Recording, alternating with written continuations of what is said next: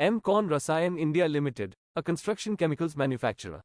Company manufactures more than 100 products used in construction like ready-mix mortar, which contributes about 42% of the total revenue.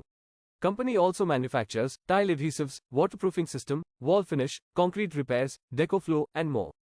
These products can be categorized as powder-based and liquid-based products. About 63% of the revenue is generated from powder-based products. The company was founded in 2001 and got listed on NSE in 2023.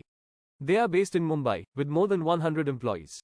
Company has 3 manufacturing plants in Gujarat, encompassing an area of 3 lakh square feet, and production capacity of 39,300 metric tons per annum for powder-based products, and 8,900 metric tons per annum for liquid-based products.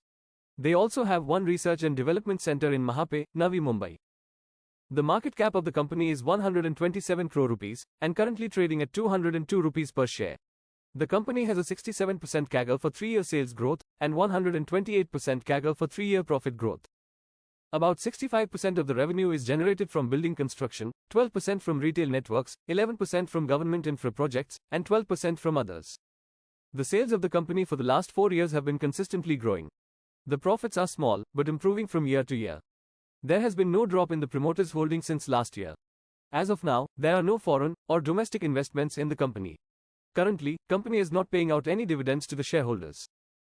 Some clients of the company are Shapoorji Pallonji, Lodha Group, Paint Area, Raheja Universal, Mundra Group, Sidco, Siddha Group, Indian Railways, MCGM, and more. Company has a strong presence in more than 15 cities from Rajasthan, Gujarat, Madhya Pradesh, and Maharashtra, and looking at export opportunities and pan-India expansion in the next few years. Company serves more than 1,500 clients and has over 75 distributors and over 1,500 retailers. Check out our other videos and see you next time.